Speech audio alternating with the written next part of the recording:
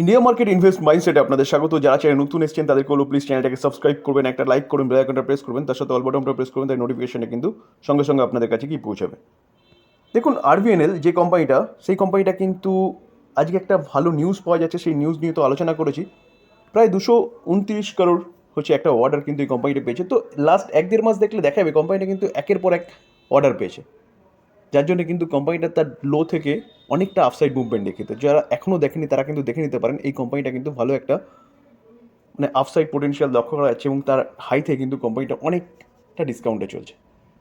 তো কি good news পাওয়া যাচ্ছে আর কি অর্ডার কোম্পানিটা পেয়েছে হেভি রিসেন্ট, সেগুলো কিন্তু আমি ডিটেলসে আলোচনা করেছি, চাইলে দেখে নিতে পারেন। মার্কেট ক্লোজ হয়ে গেছে, চলুন আমরা মার্কেট রিলেটেড নিউজ নিয়ে আলোচনা করি। অ্যাট ফার্স্ট যে কোম্পানি নিয়ে আলোচনা করবো বা যে কোম্পানির নিউজ নিয়ে আলোচনা করবো সেটা কিন্তু এভিয়েশন জগতের ইন্টারগ্লোব এভিয়েশন। তো ভারতের মধ্যে যতগুলো কোম্পানি আছে এভিয়েশন সেক্টরে, নাম্বার ওয়ান কোম্পানি কিন্তু ইন্ডিগো বা ইন্টারগ্লোব এভিয়েশন বলতে পারেন। তো এই কোম্পানিটা কিন্তু আজকে দেখুন প্রায় 6%-এর কাছাকাছি একটা আপসাইড মুভমেন্ট দেখিয়েছে। তো কোম্পানিটা কিন্তু আমি বললাম একটু আগে যে নাম্বার ওয়ান কোম্পানি, তো সেই হিসাবে যদি আমরা কোম্পানিটার পারফরমেন্স দেখলে দেখা যাবে এক বছরে কোম্পানিটা কীরকম প্রায় 90% রিটার্ন দিয়েছে। আমি যদি কোম্পানিটার 5 বছর রিটার্ন দেখলে দেখা যাবে দেখুন 5 বছরে 143%।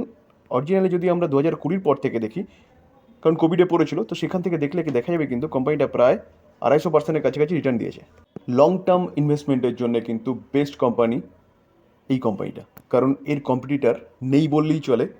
কারণ অ্যাপ্রক্সিমেট ডোমেস্টিক মার্কেটে কিন্তু 50%-এর ওপরে মার্কেট ক্যাপচার করে রেখেছে এই কোম্পানিটা। তো চলুন আমরা দেখে নিই কোম্পানিটাকে নিয়ে কী ভালো নিউজ পাওয়া যাচ্ছে। আজকে এই এভিয়েশন সেক্টরের কোম্পানিটা ভালো ফ্লাইয়ের কারণ হচ্ছে ব্রোকারেজদের দৃষ্টিভঙ্গি। তো বিভিন্ন ব্রোকারেজ কিন্তু এই কোম্পানিটার স্ট্রং গ্রোথের কথা বলছে, কারণ একটু আগে বললাম কেন স্ট্রং গ্রোথের কথা বলছে। কারণ এই কোম্পানিটা কিন্তু কম্পিটিটর হিসেবে খুব একটা কেউ নেই বললেই চলে। তো সেই জায়গায় দাঁড়িয়ে তাই জন্য কিন্তু তারা এই কোম্পানিটার প্রাইসটাকে কিন্তু বাড়িয়েছে বা টার্গেট বাড়িয়েছে বলতে পারেন। দেখুন, এই যে ব্রোকারেজ বা ব্রোকিং হাউস যারা রয়েছে তাদের মধ্যে কে রয়েছে, ইউবিএস রয়েছে, কোটাক রয়েছে এবং মতিলাল ওসওয়াল রয়েছে। তারা কিন্তু সবাই ইন্ডিগোকে বাই রেটিং দিচ্ছে এবং টার্গেট কিন্তু বাড়িয়েছে। এই কোম্পানির স্ট্রং গ্রোথের জন্যে কি বলছে ব্রোকিং হাউসগুলো, তারা এক্সপ্লেনেশন বলছে যে strong growth projection of the country aviation industry কিন্তু ভালো একটা করতে পারে। তো ভালো করতে পারলে স্বাভাবিকভাবে এভিয়েশন সেক্টরের যে কোম্পানিটা best company, number one company, সেই কোম্পানিটা তো ভালো করবেই। তো এই কোম্পানি নিয়ে কিন্তু আপনারা চিন্তাভাবনা করতে পারেন লং টার্ম ইনভেস্টমেন্টের জন্য। দেখুন, মতিলাল ওসওয়াল যে ব্রোকিং হাউসটা আছে তার মতে কিন্তু তারা কি বলছে, তারা বলছে the firm believe that the growth of trajectory of domestic will be added by increasing হচ্ছে airport infrastructure capacity addition in terms of aircraft order. Recently আমরা দেখেছি কিন্তু গভর্নমেন্ট কী করছে, যে ডোমেস্টিক যে ইনফ্রাস্ট্রাকচার এয়ারপোর্টের সেটাই কিন্তু বাড়াচ্ছে, পরিবর্তন করছে। তার পাশাপাশি আমরা দেখতে পেয়েছি কিন্তু ইন্ডিগো বলুন, এভিয়েশন সেক্টরে প্রায় প্রতি কটা কোম্পানি কিন্তু তাদের যে এয়ারক্রাফট সেটাকে বাড়াচ্ছে এবং তার জন্য কিন্তু অর্ডার দিয়েছে এয়ারক্রাফটের জন্য। তো এইসব সব কিছুকে দেখে কিন্তু তারা বলছে যে তারা বলছে 2035-এর মধ্যে কিন্তু ইন্ডিয়ার থার্ড লার্জেস্ট এভিয়েশন মার্কেট হতে চলেছে। তাহলে বুঝতে পারছেন তো, ইন্ডিয়া যদি থার্ড লার্জেস্ট এভিয়েশন মার্কেট হয় তাহলে এই 1 নম্বর কোম্পানিটা কোথায় যেতে পারে। তো স্যার এই কোম্পানিটা রাডারে রাখতে পারেন। দেখুন, আমি সবসময় বলি আগে বিজনেস বুঝতে হবে, যে কোনো কোম্পানির বিজনেস বুঝতে তারপর সেই কোম্পানিতে ইনভেস্টমেন্ট করা উচিত। তো এই কোম্পানিটার বিজনেস কিন্তু আরও ভালো হতে চলেছে। ইউনো মিন্ডা অটো ইনসুলেরি কোম্পানি, এই কোম্পানিটা কিন্তু পার্টস প্রোভাইড করে।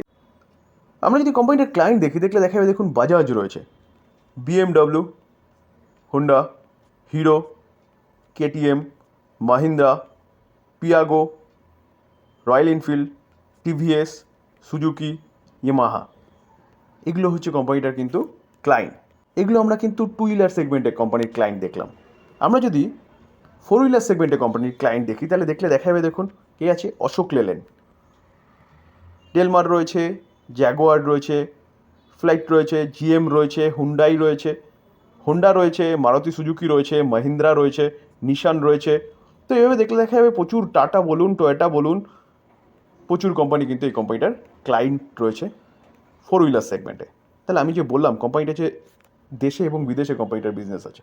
দেখুন অফরোড যদি দেখি, আইশার রয়েছে, স্কট রয়েছে, জেসিপি রয়েছে, মাহিন্দ্রা রয়েছে, নিউ হল্যান্ড রয়েছে।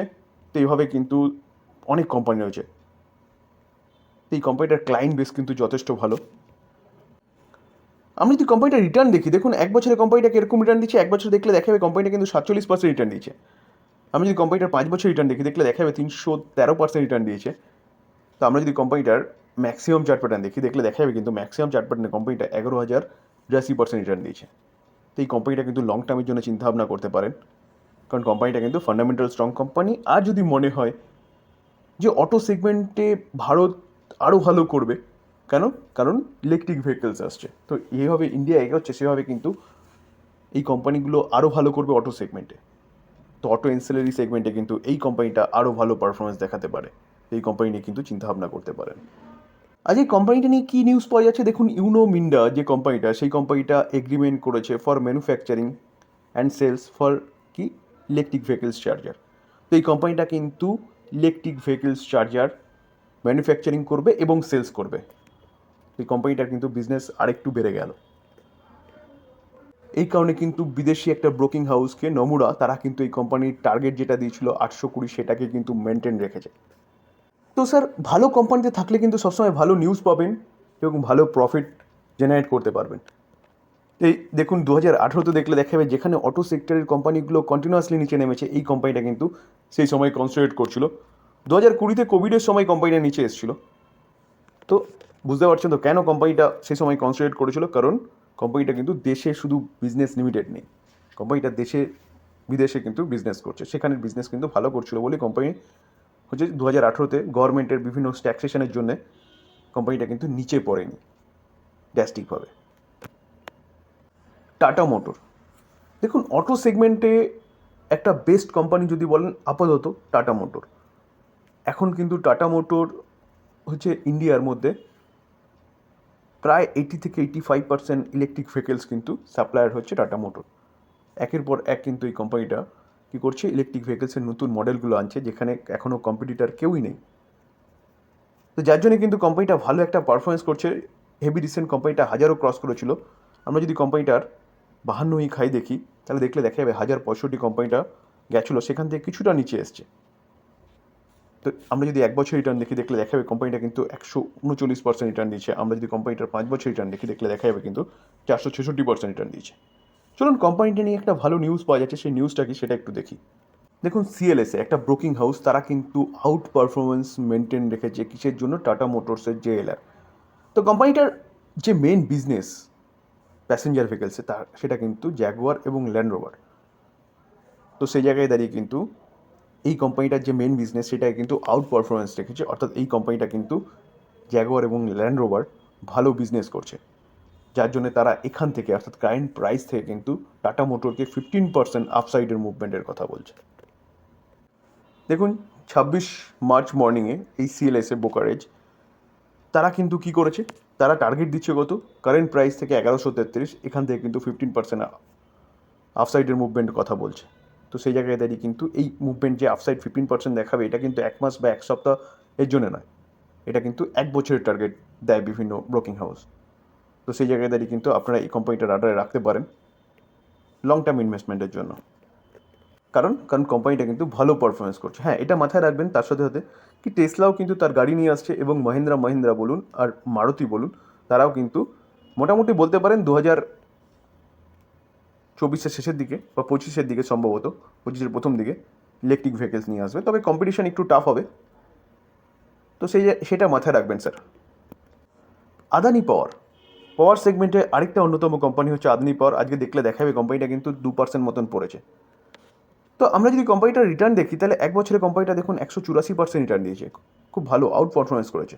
আমি যদি কোম্পানিটার 5 বছর রিটার্ন দেখি, দেখলে দেখা যাবে কোম্পানিটা কিন্তু 5 বছরে কত 979% রিটার্ন দিয়েছে। তো পাওয়ার সেগমেন্টে আদানি পাওয়ার এটাও কিন্তু একটা অন্যতম কোম্পানি বলতে পারেন, যদিও বা আমি বলবো যে এই কোম্পানিটা স্টাডি করার আগে আপনারা কিন্তু এই কোম্পানিটার ডেট দেখে নেবেন। প্রচুর কিন্তু হচ্ছে বোরোয়িং থাকে আদানি গ্রুপের কোম্পানিগুলো, এটা হচ্ছে ডিসক্লেমার। কোম্পানি নিয়ে কিন্তু একটা খারাপ নিউজ পাওয়া যাচ্ছে, চলুন কী নিউজ পাওয়া যাচ্ছে সেটা একটু দেখি।